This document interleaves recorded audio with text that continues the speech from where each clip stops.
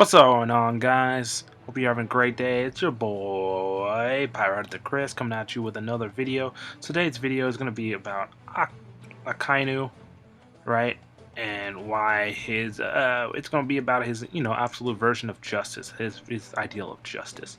So when we think about Akainu, we think of it, we just think of like how he instills justice in the One Piece world. But when we really think about it, do we really know what that means? Do we really know what he means by absolute justice? Does does absolute justice mean following the rules without any question? But if that was the case, doesn't that mean that if following justice without any question, when he fails to work with the warlords and confront the Gorosei, wouldn't he technically be not doing absolute justice? So let's think about the meaning of absolute justice, like the deeper understanding of it. So if let's start from the beginning. So there's a common misconception in storytelling is the idea that talking about a character is the same thing as talking about the person that this character embodies in the story. What do I mean by that? You sometimes hear about like characters, whether they're good or bad, based on the actions they take in relationship to in relation to other characters. So basically, based on the perspective of how we view the character, a good character can be viewed as bad and a bad character can be viewed as good. So it all just depends on the perspective of which we are looking at it. So since we're looking at it from the perspective of the Straw Hats in the One Piece universe, technically speaking, the Marines are the bad guys, and the pirates, in this case, well, not all pirates, but like the pirates in this case, the Straw Hat pirates, are the good guys, right? So it all just depends on the perspective of how we look at each, how we look at these characters. But if we think about Akainu, right? Does he 100% agree with the action he takes, and does he believe in his sense of justice? Like, if we think about other characters in the One Piece story arc, right, and how like they've implicated acts that they don't agree with. Let's say, for example, Akaiji, right? He had to kill that one vice admiral. I guarantee you that's something he didn't want to do, but he had to do. So, some people do actions in the One Piece universe that they don't entirely agree with, but they have to do it because it's part of the job. But I definitely think that the way Oda is developing him and his version of absolute justice is definitely something that makes him a great antagonist because of the fact that of the other admirals, we have Vigitoria with his blind justice, Kizaru with his lazy justice, and Aokiji with his lazy justice. I'm sorry, Kizaru confused justice, I should say, and then Aokiji with his lazy justice. But yeah, so out of all of them, Akainu is definitely the guy who definitely fulfills the role of true absolute justice, I believe. To the fullest. I'm not saying his version of justice is the best. If I had to vote for one of them that I thought had the best version of justice in the One Piece universe among the admirals, I would definitely say that would go to Vigitoria. But I definitely think, because of his version of absolute justice, it does make him a great character, an amazing antagonist. And I definitely think, his version of absolute justice will set him up to be a great antagonist at the end of the One Piece storyline. So, but without further ado, let's really dive into Akainu and who he is as a character and get into that.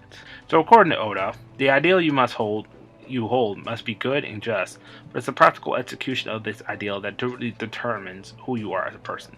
So if we take that idea, right, and we apply it to Akainu, right, so, and then we think about his personality, right, so when we think of Akainu, we think of a volcano, basically. His personality is very eruptive, very explosive. He's high-tempered, hard to contain his attitude, so that's which is related to his devil fruit flowers, which is the magna fruit. I forgot the exact name of his fruit, but basically, he has the power of magna, which, if we think of mana, we think of hot, we think of boiling, we think of dangerous.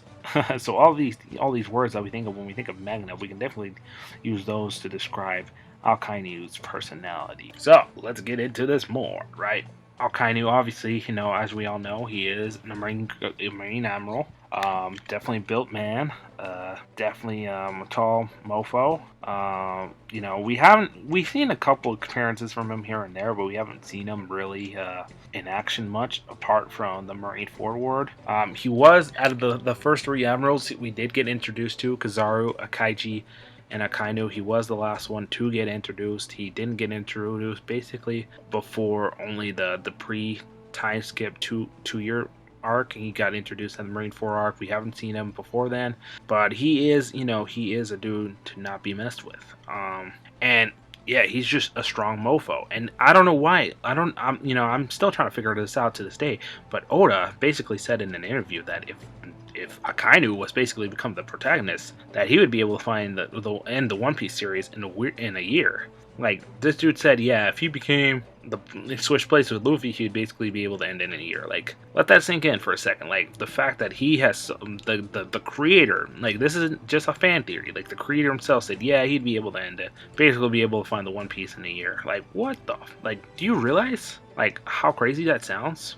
But anyways, let's continue on. So he joined the Marines around the same time as his friend Admiral Kizaru, and he rose through the ranks, right, due to his strength. And I don't know if you guys remember this, but he did have that incident in Ohara, and basically, we had that boat that was leaving Ohara, and he basically shot the boat down, right? And everyone was like, why'd you do that? And then he was talking about like how basically there could have been like a survivor of Ohara who had snuck onto the boat, and basically he didn't want to take any chances, and so he rather than check the whole boat for a person that may have struggled on, he just decided to just kill everyone on the boat. He just said it's easier that way, which I believe Aokiji was there too. So it really just showed the difference in mindset and perspective between the two there. I believe he did say something to him about why he blew up the ships, but yeah. Anyways, so let's talk about him becoming Fleet Admiral for a second. So I don't know if you guys remember this, but during the 2-year time skip, obviously Sengoku steps down. He says, "Yeah, I don't want to be a Fleet Admiral anymore." So it becomes this decisive battle of who should be the next Fleet Admiral. So on one hand, we got the Marines saying, "Hey, Akaiji should be the next Fleet Admiral," and then we have the upper ups of the world government saying Akainu should be the next Fleet Admiral, right? And they duke it out, and basically Akaiji gets handed an L. Akainu comes out on top, and yeah, he basically becomes the next Fleet Admiral. So if we think about who he is as a person, but like from a pure military perspective, right? Just like from a pure military perspective, not even considering like the personalities of each of the two, right? Him becoming Fleet Admiral makes the most sense, in my opinion. I know like it would be awesome to have Akaiji as a Fleet Admiral, but if we're trying to really show the strength of the world government, who we are, right, and reassure the world that hey, the world government's not here to play, it makes sense that Akainu would be the one to become the man in charge. Yeah, but looking at Akainu as a character, right? We really don't see him inflict, like, he doesn't show any interest in anything, right? Besides conflict or injustice. Like, at least like with the other Marines, admirals, they had like other interests. They're like, Fujitoro is interested in gambling, and he like likes to gamble, and like the other admirals like to sleep. Like they at least have somewhat of a personality. But Akainu has nothing. He doesn't, show any of that, like any other interests. He just shows his burning desire, his burning obsession to eradicate all the evil and basically end the pirate era and just have the Marines sitting on top. Really. Yeah, so it's just really sad to see how Akainu basically, he believes that if people don't follow his version of justice, then that their justice isn't correct. And what do I mean by this? It's, if you guys remember, during the Marine 4 arc, there was 2 Marines that they got scared. They try to basically flee the war, and he basically kills them, saying, hey, if you're not willing to sacrifice your life in the name of justice, you shouldn't be alive to begin with. And he kills them. And Kobe and I forgot that dude's name, were basically there to witness that, and they were like, what the just happened? So it's definitely, I definitely think Kainu definitely enforces his version of justice a little bit more, what was it called, harshly than the other admirals as well. But yeah, so that's another example of just Akainu and his version of justice. And I definitely think he does have a strong sense of pride. He did tell himself like, hey, like he made himself like his mission on Marine 4 was like he doesn't mind anyone else escaping, because he's like, this is whatever. But he was like, I gotta make sure I kill Ace, and I gotta make sure I kill Monkey D. Luffy. Those are the only 2 pirates I cannot let leave the battlefield. He was 1 for 2. He managed to kill Ace, sad death, you know, and then, you know, he was determined to kill Luffy at any cost. Like, he is very determined, and the reasoning why, he says it's just because of the fact that they're like both sons of, like, you know, the world's most dangerous men. You have one of them, you know, Ace being the son of the previous Pirate King, and then you have Luffy being the son of the world's most dangerous man. So in that, in his eyes, it's like these men are not allowed to live. But then if you think about like the people that were on the battlefield, like the people that like were there, it's like you don't like I would have taken priority over other men, like maybe Marco the Phoenix, like he's dangerous, and like all these other people.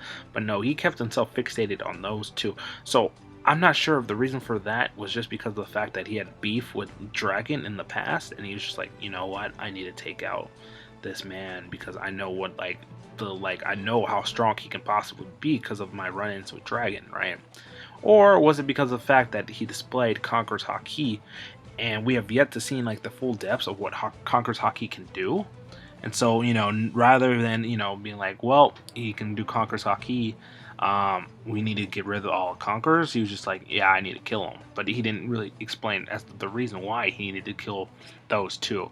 Well, he did say it's because of them being, you know, the sons of those two men, but it's like we wanted a deeper explanation as to why he deems that there will be so dangerous. Because, you know, some you know, just because someone's a son of this person, like let's say for example Dragon was a son of Garp, right?